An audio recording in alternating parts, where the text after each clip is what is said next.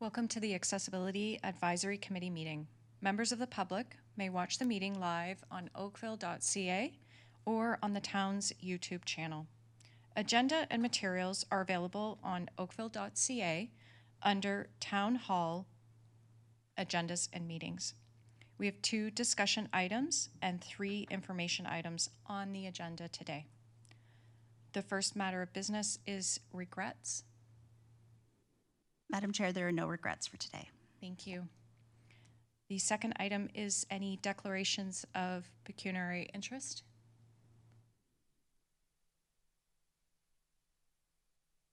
No? Okay. The third item is the confirmation of minutes from the previous meetings, from the previous meeting. The minutes from June 12th of 2025. Do I have an approval moved by? So moved. Thank you, Deborah. Approved that the minutes of the Accessibility Advisory Committee meeting of June are approved. The next item is the election of chair and vice chair. Both positions will be available. Do we first have anyone that would like to self-appoint for the position of chair?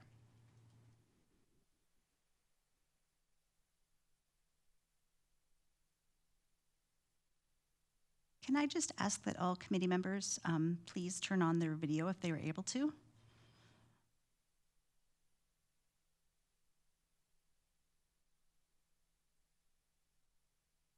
Thank you.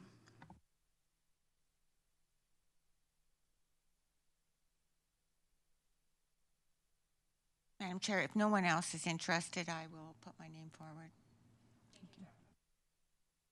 Thank you, Deborah. Deborah will be appointed the chair position. And for the vice chair position, if anyone would... Can we have a vote just on that? Sure. Please.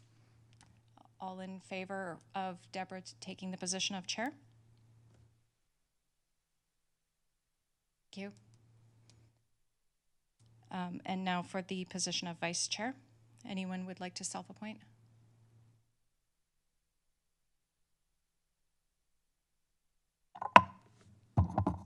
If no one else is interested, I'll put my name forward. Thank you, Karen. And we'll have a motion for approval of Karen taking the position of vice chair. All in favor? Thank you.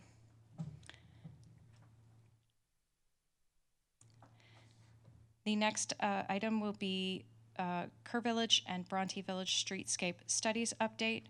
The presentation will be by Christina Tizard, the Manager of Urban Design Planning and Development.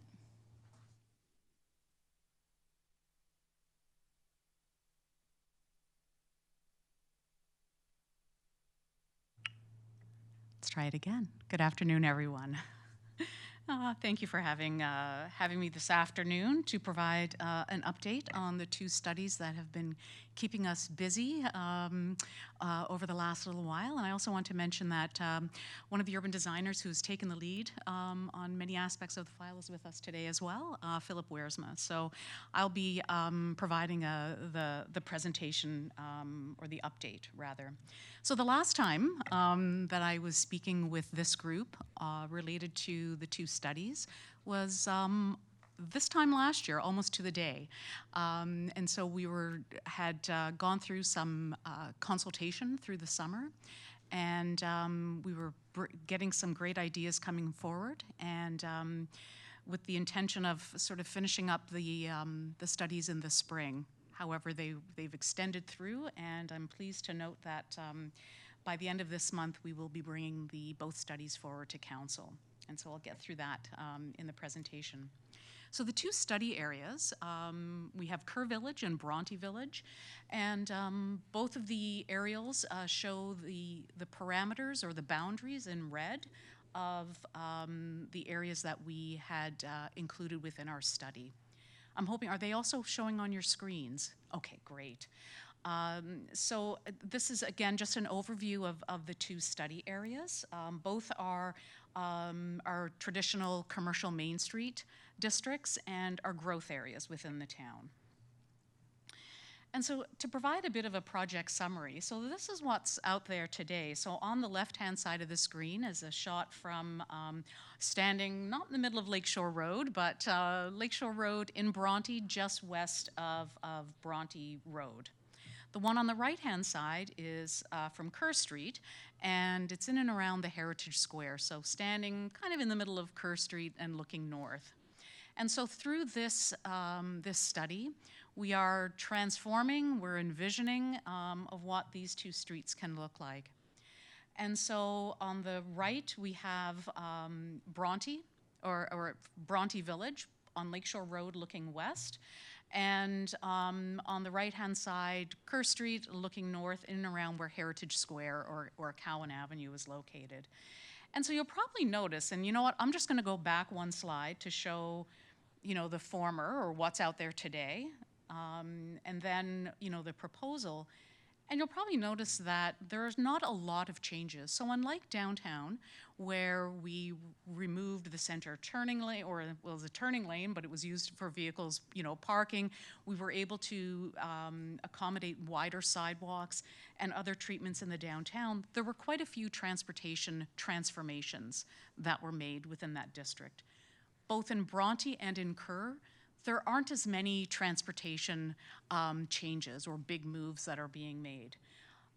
For the Bronte district, and I'll show it in a moment, we are taking a look at the configuration of the intersection of Lakeshore and Bronte Road. There's some interesting angles that are happening there. And so I'll be able to show you some of those changes that are proposed. Really on Kerr Street, we're making changes between the building faces. So where the curbs are currently located, there won't be any changes to, you know, the number of car lanes. You know, where we can, we're going to sort of take back some of the sidewalk real estate from the large planters that are there. But they're more gentle and you know, not such involved changes that are being made. But the goal is, you know, to update, modernize, and bring the streets into a condition, and that you know, that meets all of our needs. And we'll be going through some of those changes. So the next couple of slides, I just wanted to bring back some of the guiding principles that we established very early on in the study process for both areas. And there's a little bit of a description here, but I just wanted to note that, you know, through all of the decision-making that was made, all of the consultation that we did with the public, we were using these guiding principles as sort of those touch points, so that any decision we'd go back and say, does this relate back to context-specific design? Does it relate back to accessibility, for example? So they were really ways for us to sort of wrap the studies and our decision-making up. So the first one is context-specific design. So, you know, each of these traditional commercial areas, whether it's downtown, Kerr, or Bronte, they each have their own character, whether that's because of the roads or the, you know, the buildings that are there, the mature landscaping or lack of landscaping. So we really want to look at the context and have the design reflect back, you know, to those specific areas. We want to create complete streets, and that's where we're accommodating a multimodal split, or being able to provide for pedestrians, cyclists, transit users, and motorists. We want to make sure that the streets, and by that I mean not only the travel portion, but the sidewalks are safe and they're comfortable for travel, that they're barrier-free. And again, accommodating all types of mobility and the social and recreational needs of all users. So we see the streets not only as connectors, corridors, but also places, and how we can really transform them into to foster what's happening within the commercial districts. Another guiding principle is accessible for all, and we're taking all of our cues from the Accessibility for Ontarians with Disabilities Act.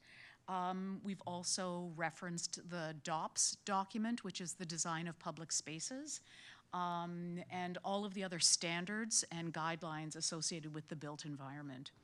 And so our intent is to remove barriers, whether that's to buildings or public spaces, and of course the streetscape being that key public space, and making it easier for everyone to get around, whether they're going to work, travel, shop, or play. We also have focused on green infrastructure. So how can we, capitalize on the planting of trees, how we plant them, to ensure that we're capturing, whether it's the rainwater that's coming in, making sure that we're really able to maximize the investment of this green infrastructure.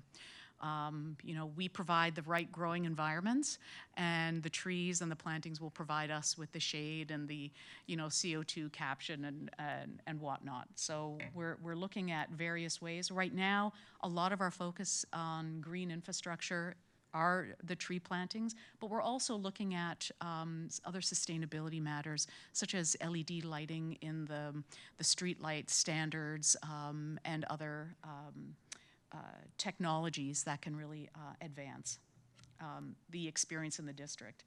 And finally, a vibrant and engaging public realm. And so streets will be designed with clear zones established. And if you don't recognize the image on the screen is actually downtown on Lakeshore before we did the streetscape. So this would have been where the former Starbucks was located.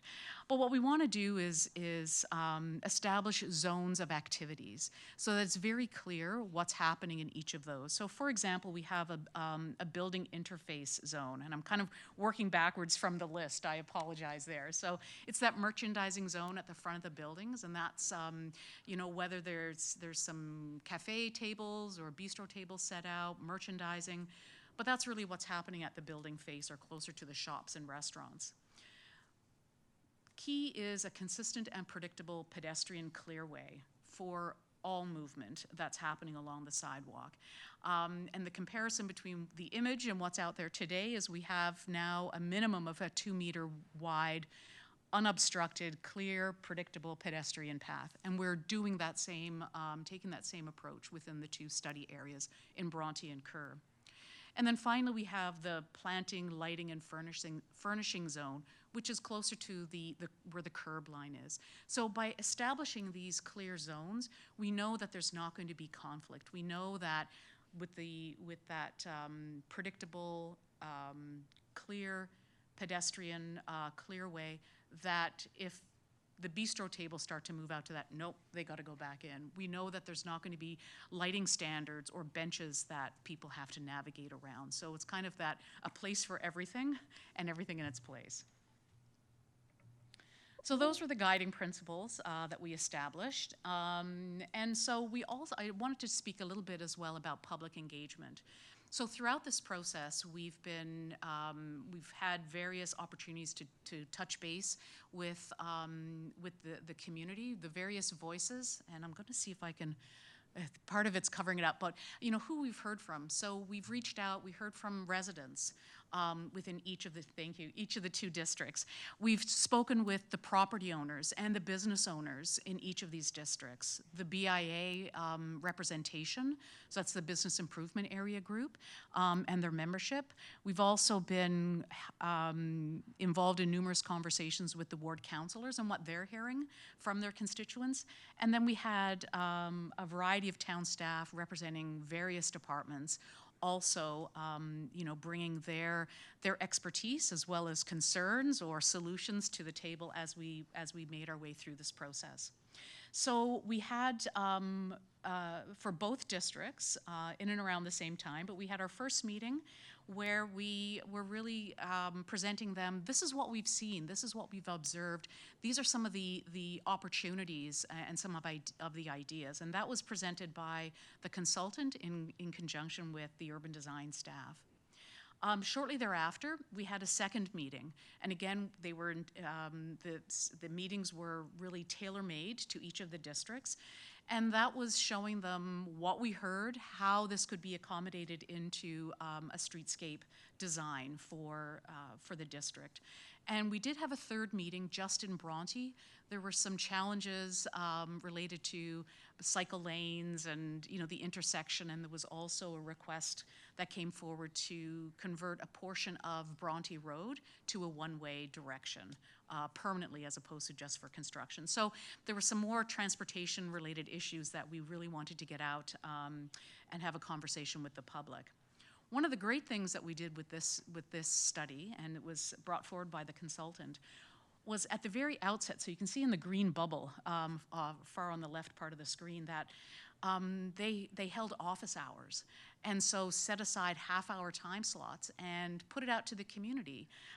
So if people couldn't come out to public meetings, or they had an idea that they maybe didn't want to share, but they were able to reach out and have that one-on-one conversation with the consulting team. And so that was a great success. It really got the ball rolling. So we hope to incorporate that in future public engagements.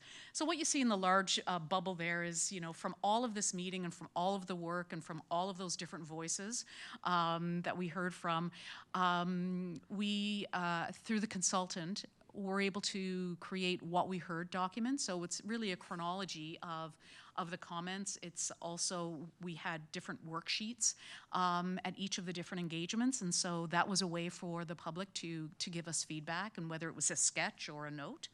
And from that, we developed a public realm framework. And so it's showing how all the parts, whether it's related to the streetscape or not, but there's some great assets and amenities and opportunities within the districts, as well as just on the periphery. So we were looking at ways to capture that through that public realm framework.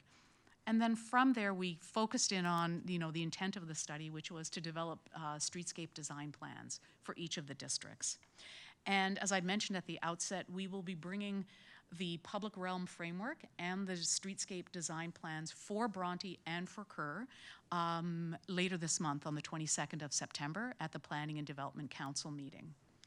And through that exercise, we're asking Council to endorse the study findings and the study recommendations, and to have those recommendations apply to future capital works or for private development. And this is just an example of the public engagement. This was in Bronte, but you can see each of them started off with a presentation of what we were going through, and then on the left-hand side, you'll see some tabletop discussions and sort of working through the questions that we were posing to the public. And on the right-hand side, it's not intended to be legible, but it's just one of the worksheets. And you can see that this person kind of went in and they made some notes and drew some of their ideas. And so we collected from all the participants a variety of their feedback and comments and ideas. So we still have the two Streetscape Study Project websites are still active and will be through to the completion of the studies and beyond. And so if you're interested in seeing the what we heard and some of the presentation slide decks, the best way to find it, just going to oakville.ca. Under the search function there, right at the top of the page, just type in Kerr Streetscape or Bronte Streetscape. It'll give you one of those two or a series, and just click on that and you're right there on the project page. And it will be updated in the next day or so with the materials for the September 22nd when they're made public. And so we'll continue to update. And so I want to share with you some of the outcomes. So I mentioned the public realm framework, and that was really where we were taking a look and what are all the opportunities, what are the constraints, what do we have to work with? And really it was, again, identifying those opportunities and connections. Some of them have been incorporated into the streetscape plan, and some other ones we've identified as future considerations. They were kind of outside of the scope of the study, but we didn't want to lose the momentum and having those identified. So for example, we looked at the different or defining character areas within each of the districts. And I'll show you that on a upcoming slide. We were looking at the public green spaces and other open spaces within and surrounding. A street hierarchy, and what I mean by that is, and I'll use Bronte as the example. Lakeshore Road really is that commercial spine that goes through the district, whether from Bronte Road all the way over to East Street. So we were looking at that hierarchy and how do we start designing for the different types of streets that we have within the district. We've really paid close attention to the existing and future pedestrian connections. Where are they going? Where do people want to link to? What are the desire lines?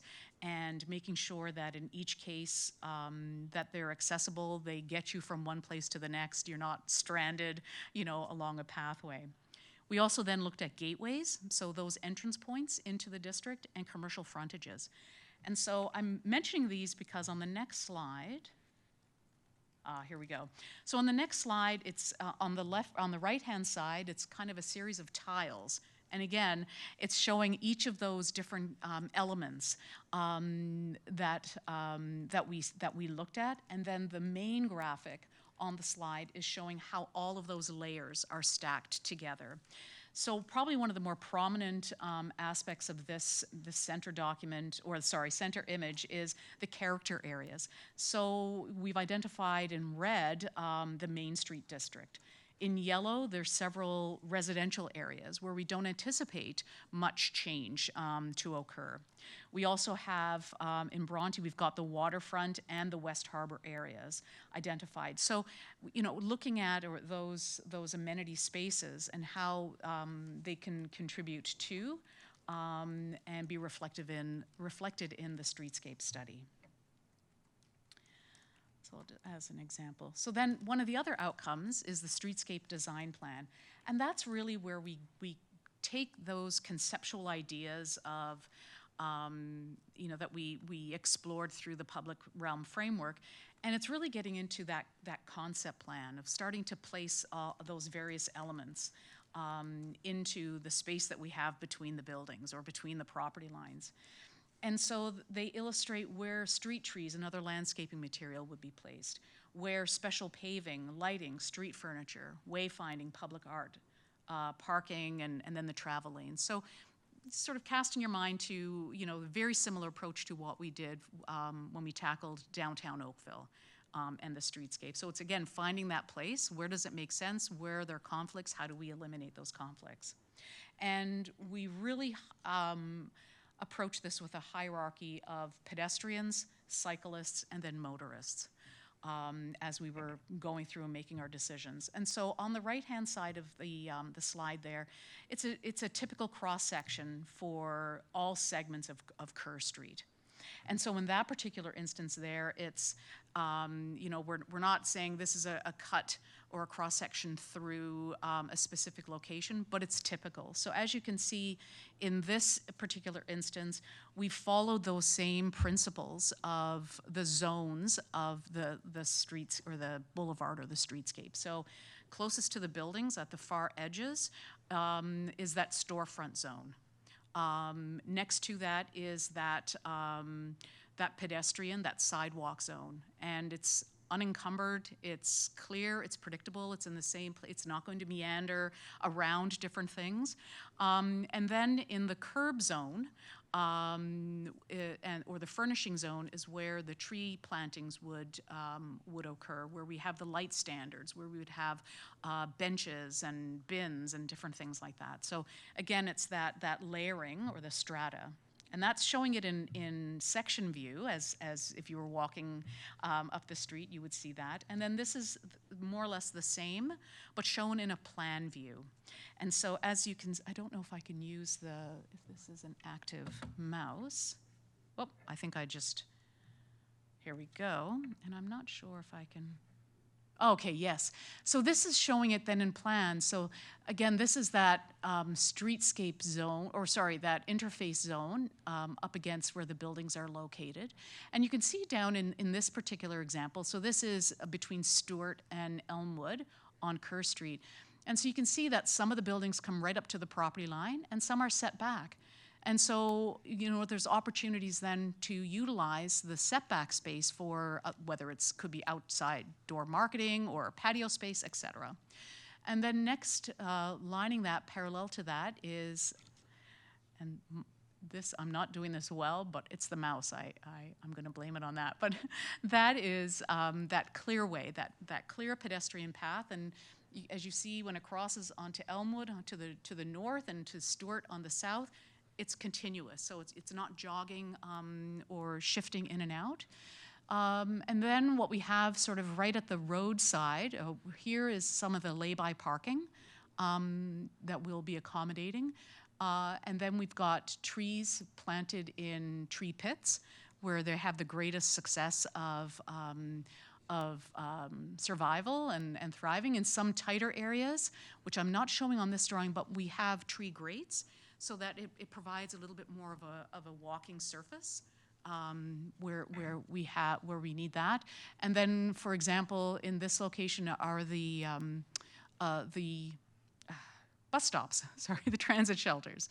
And so making sure that there's that predictability of where things can go and should go, and where people have that clear way. Move on, and I'll just show this example. Again, this is from Kerr Street, and it's further south. So what we have here is, this is Rebecca. And so Kerr, of course, we've shifted the orientation, but this is, on the far left is Rebecca, and on the far right is Lakeshore Road as it crosses Kerr Street.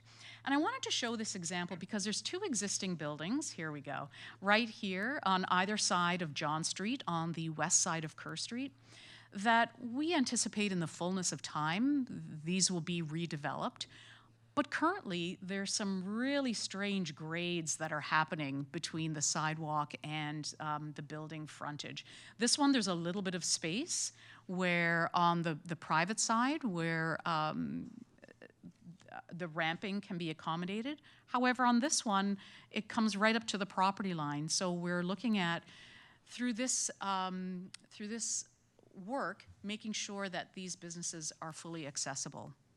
And we anticipate then, when those sites get redeveloped at a future date, they will be accessible straight from grade. So the ramping and some of the landscaping will be removed because we now have the optimal condition. And there will be then opportunities for, I'm going to see if I can get my, here we go. Then there'll be opportunities to accommodate more tree plantings, and or lay-by parking. So we're looking at some of those interim or transitional pieces as well.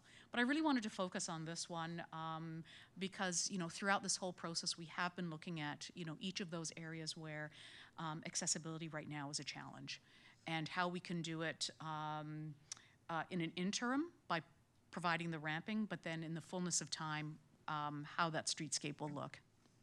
And I think that's the end of my presentation.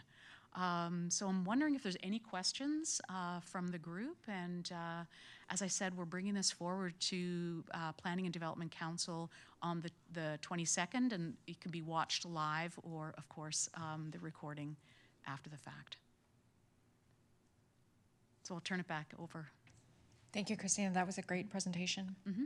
Any questions? Deborah? Thank you.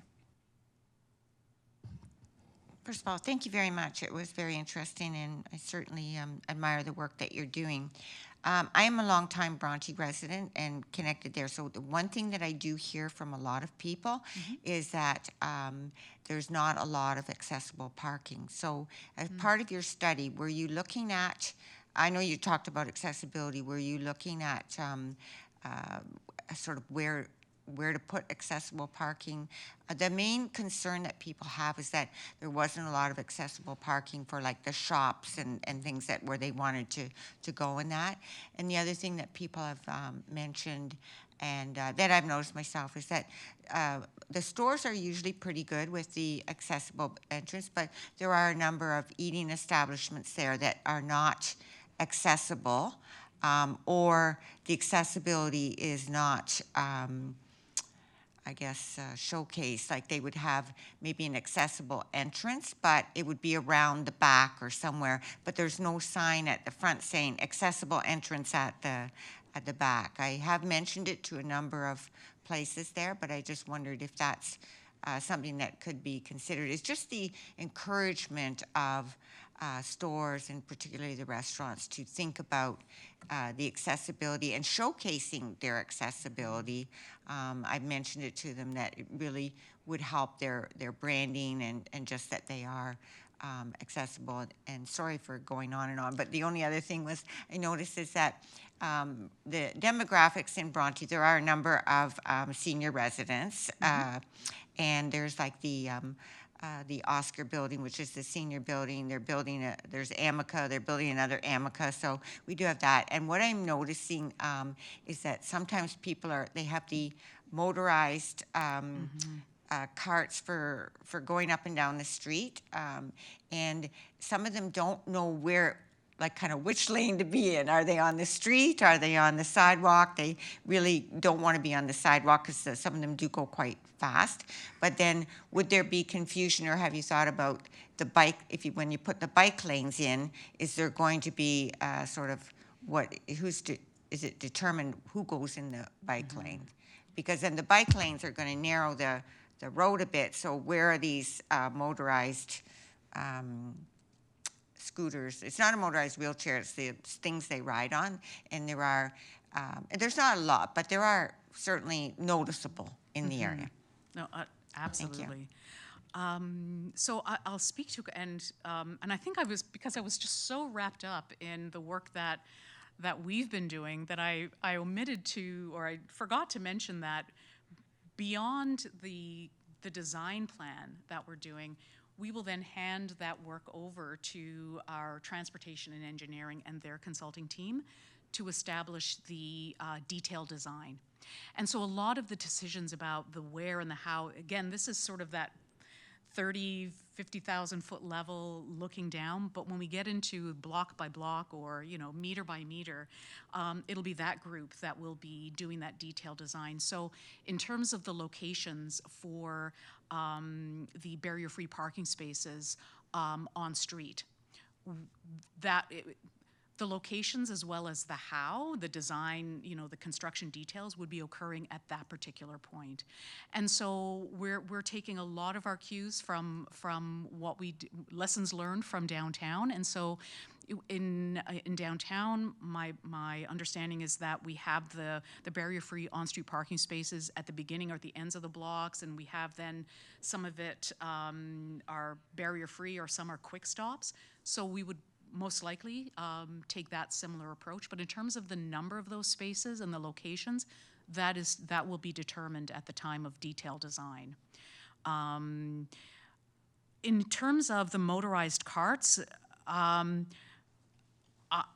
the question of where should they be, that's a great question. And it's not from, certainly from an urban design and what we were looking at, we've accommodated, sidewalks, cycle lanes, as well as, travel lanes. But where they should be, I can absolutely take that back to our transportation. Then we've got now the electric scooters or electric bikes, and so I think there's a lot of these motorized vehicles that are out there. So I mean, that's something that I can inquire with and provide that back to this group. And I think, Deborah, one of the also important messages was, some of the establishments are not accessible and some are, and how to showcase that. I would say that a lot of we see a lot of improvements when there's redevelopment occurring, because sometimes it's just very difficult to sort of accommodate barrier-free access in an existing building. And so, they make best efforts. But what I would suggest too there is that, and I've got a very good rapport with the BIA, the directors of the BIAs, and that's something that I'd be happy to bring to them, to look at it almost as a district as opposed to maybe a one-on-one, but a district approach. And so that there may be something that could come out of that could be a good linkage maybe back to this committee. So I'd be happy to do that. Thank you, I appreciate that. No problem.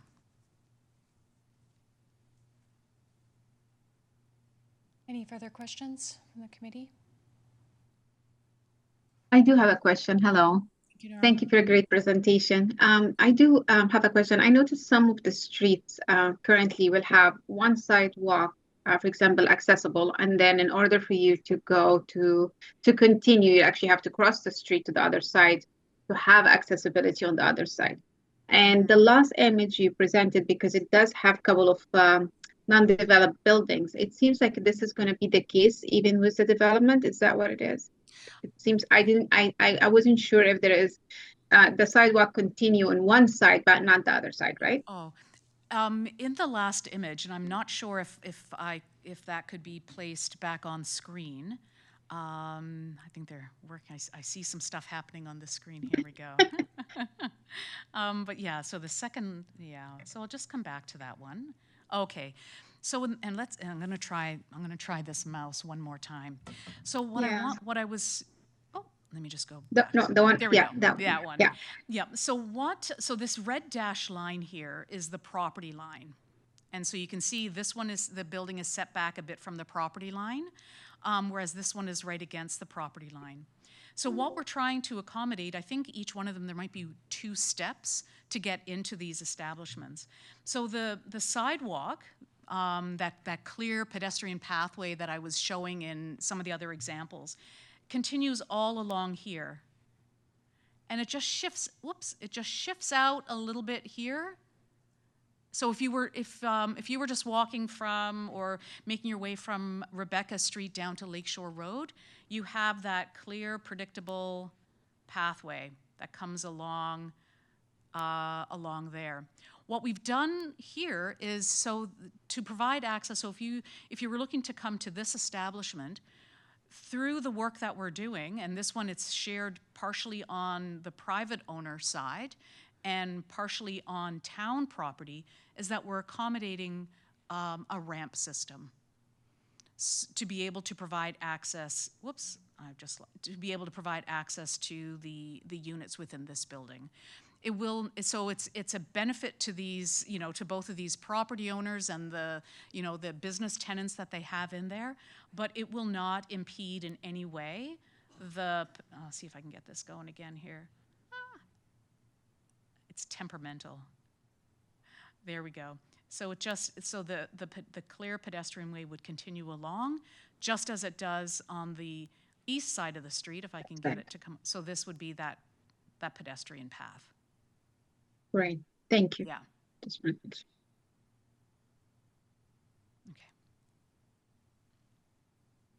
Thank you. I believe Nora also had a question. I do. I just want to say thank you, Deborah. That was great to ask that question. For ourselves, my husband is quadriplegic and he drives in a huge wheelchair. He has to control it with his head, and it is very difficult. We try to take him for walks. He'll go for a walk, but he will get stuck trying to cross streets. Some of these wheelchairs, I notice that every time there's a picture of someone in a wheelchair, it's a manual chair. We have to start looking at other people, other types of these chairs. And we're not doing that. Every time I see it, it's just manual. A manual chair, for example, the picture you had, there was a man being pushed by a woman. It's a tilt on it, and you can usually put your foot on it and lift it up. With my husband, we could have an inch separating from the sidewalk to the road, and he will get stuck. Okay, so it's time we started looking at all the different types of chairs, not just manual, not just someone driving a small with one hand. Some people are able to drive it, but with spinal cord patients, some ALS patients, this is very difficult, and we're taking their independence away. A couple years ago, we had gone for a walk. He got stuck. Because of cracks in a sidewalk, we decided to go in the bike lanes. And we were actually told by the police department and the town. It is just for bikes. And we could have gotten a ticket for that. But that was the safest way for us to get home. So I think we really need to start looking at that. Thank you, Deborah. That was an amazing output that you just gave, and I really appreciate it.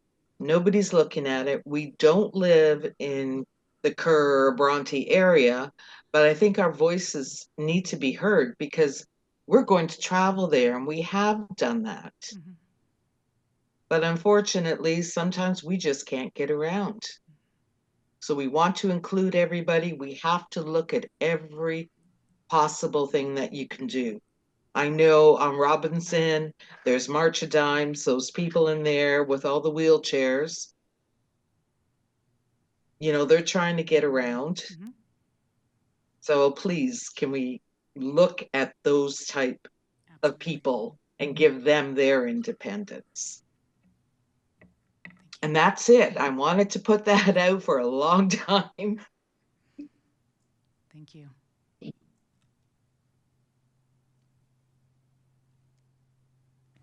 Thank you. Any other questions? No.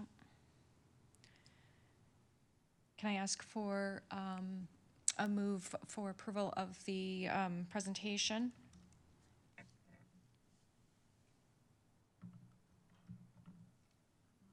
So moved. Thank you, Karen.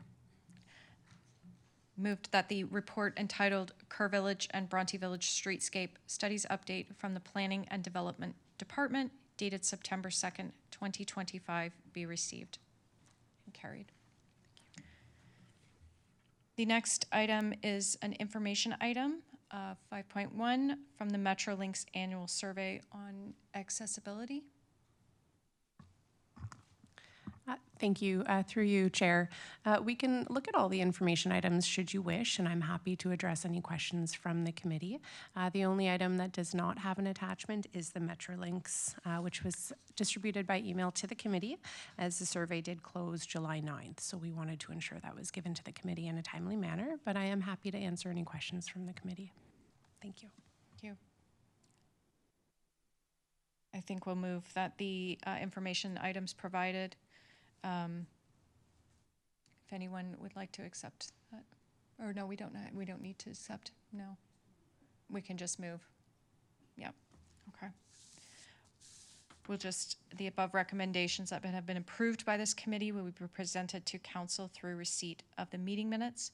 In accordance with the committee's term of reference, any advice or recommendations that require action or implementation by town staff must be approved by town council. And unless separated from the minutes by a motion from a council member, the recommendations are acknowledged as advice to council, but not deemed as formal directives to staff. We have one additional not presentation, but Andrea would like to speak for a moment, so I'm going to pass it over to her. Thank you. Thank you, Chair. I just wanted to take a moment to acknowledge with the committee the recent passing of our past chair, David Underwood. His insights, his leadership, and his contributions to the committee really was incredibly valued and appreciated, and we do extend our sincere condolences to his family and his friends. Thank you, Andrea.